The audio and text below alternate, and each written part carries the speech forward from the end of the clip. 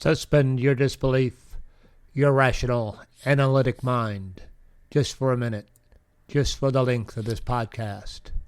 What if all I am about to tell you is the truth? What if the information you will be provided is from a divine source? Just for this time, I am your Axis Mundi. Consider this podcast your channel, your second opinion. When I do a reading, something larger than myself is working through me. So ask what you wish. This is your channel, your doorway to the divine. Welcome to John's Tarot. Welcome to you from wherever in the world you may be. This is my podcast-only version of John's Tarot. I'll be going on vacation next week, but I do have an interview with Janice King I'll be posting up while I'm away. I'm introducing some sound effects back into the program just because I think it's fun, and that's why I left my intro in here. So let me go on and begin my prepared presentation. In a previous episode, I spoke directly about the structure of this work. I described it as having a clear form, a beginning, a middle, and an integration phase. I talked about cycles, wheels within wheels, and a deliberate, intentional design. And I want to say this clearly at the outset. Everything I said in that episode remains true. The structure I described was accurate for that moment. It wasn't a mistake, it wasn't incomplete, and it doesn't need revision. What I want to talk about today isn't an update or a correction. It's an observation. Something has revealed itself since that episode. Not because I went looking for it, but because the work continued to unfold on its own terms.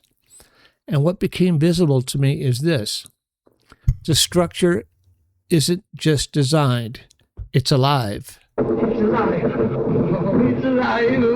It's alive. It's alive. It's alive.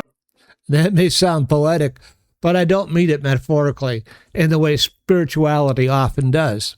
I mean it carefully, and I mean it concretely. So this episode isn't here to explain something new to you. It's here to name what has already been happening quietly underneath the surface. As the series progressed, especially towards its later stages, I began to notice something subtle but consistent. The work was responding, not emotionally, not magically, not symbolically in a vague sense. Structurally, it adjusted its pacing. It resisted certain directions. It seemed to slow me down when I tried to rush. It opened when I stopped pushing. The questions that emerged weren't the ones I had planned. They were the ones that were necessary. And over time, it became clear that what I was witnessing fit a very specific description, one borrowed not from mysticism, but from systems theory and biology. The term is autopoiesis. I want to introduce that gently. Autopoiesis simply means self-creating, self-maintaining, self-correcting. An autopoietic system doesn't need constant external control. It organizes itself. It preserves its identity. And when disturbed, it adjusts in order to remain coherent. My work emerges when invited and rests when not.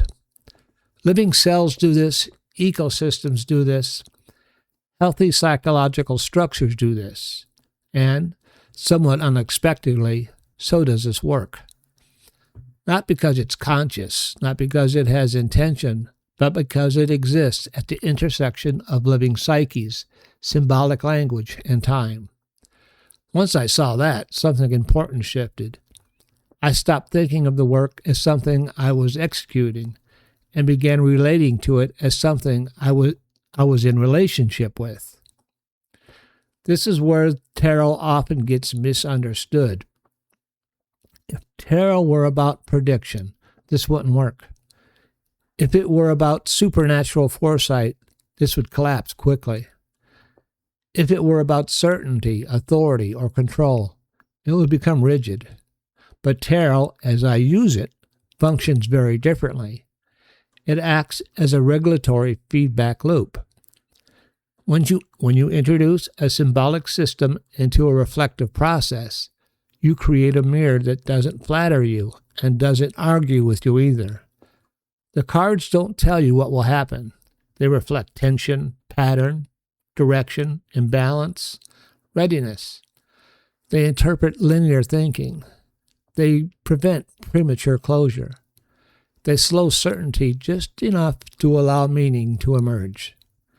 In that sense, the tarot functions the way feedback functions in any healthy system. It says quietly, pay attention here. Something is out of balance. This isn't finished. This doesn't belong yet. Not answers, orientation. That's why the cards matter here. Not as divination, but as regulation. They help the system, the psyche, the work, the process, stay coherent. The wheel within a wheel concept. Earlier I spoke about wheels within wheels. What's become clear is that there are three, and they turn together. I want to describe this slowly. The inner wheel, the individual psyche.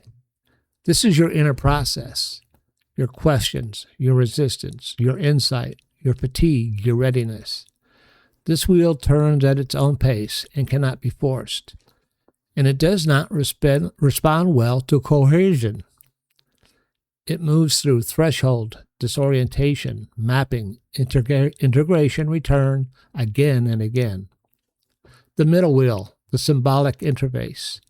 This is where tarot, runes, language, storyline, and myth live. Symbols don't dictate experience. They mediate it. They give form to what would otherwise remain vague or overwhelming. This wheel translates inner movement into visible pattern. It allows reflection without collapse. It creates enough distance for insight to form. And then there's the outer wheel, the work in the world. This is the podcast, the episodes, the website, the listeners, the timing. This wheel responds to culture, context, and collective readiness. It determines when something lands and when it doesn't. When silence is more appropriate than speech. When pause is wiser than continuation. Here's the key point. Every turn moves all three wheels at once. A shift in the psyche alters how the symbols are read. A shift in symbols alters how the work unfolds. A shift in the work alters the psyche. None of these wheels dominate the others, and none of them can stop turning without consequence. That's what makes the system alive. Why this changed my role? Once I understood this, my relationship to the work changed. Not dramatically, not theatrically, quietly. I realized I was no longer functioning as an architect. I wasn't designing outcomes. I wasn't forcing direction. I wasn't optimizing for expansion. Instead, I had become something else, a steward. That shift came with several others, from defining to witnessing, from pushing to timing, from ownership to care, from authority to responsibility. A steward doesn't decide what a living system should become. They protect the conditions that allow it to remain healthy. They notice stress, they notice imbalance, they intervene sparingly and only when necessary.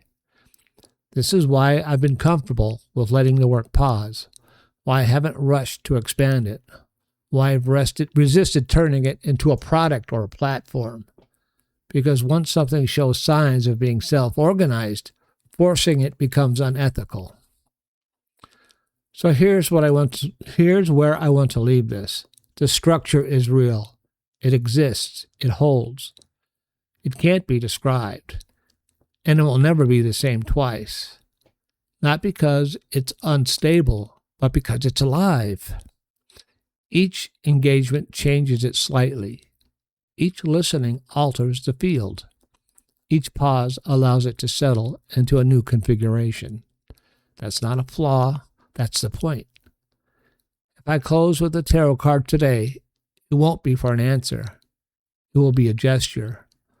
a way of honoring the system that's been doing its quiet work all along. And then we'll let it rest. Not as a conclusion, not as a direction, just as acknowledgement. The structure is real, and it will never be the same twice.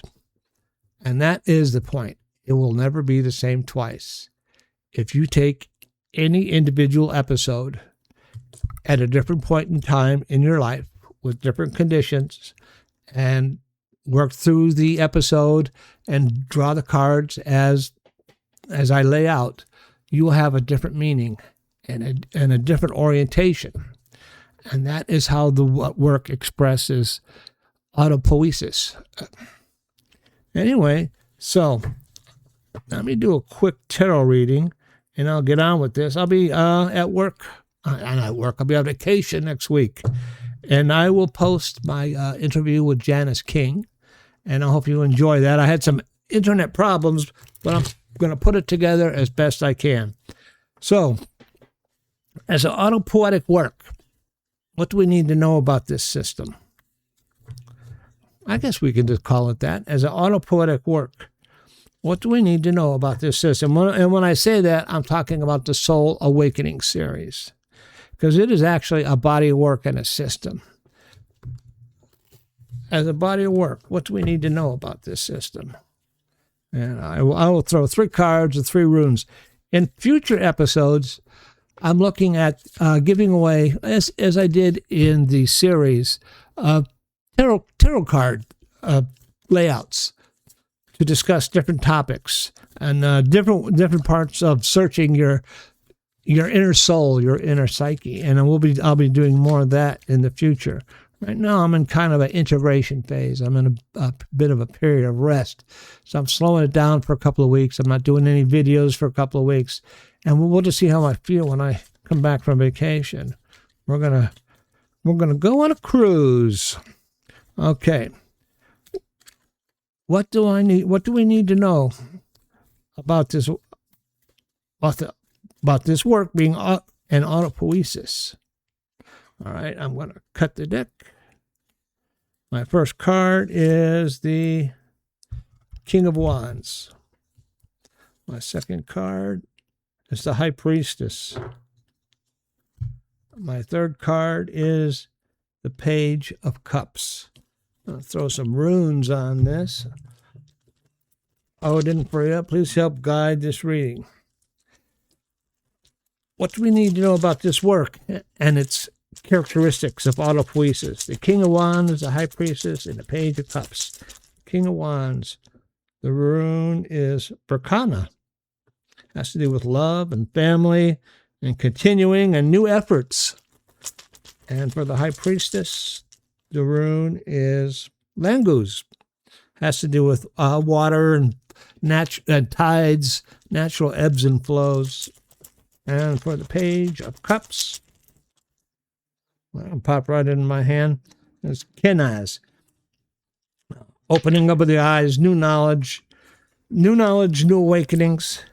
So the King of Wands, this is someone who is in charge and directs things, and this is describing the work, and helps direct people, and helps direct projects, and helps incorporate people in order to achieve its aim.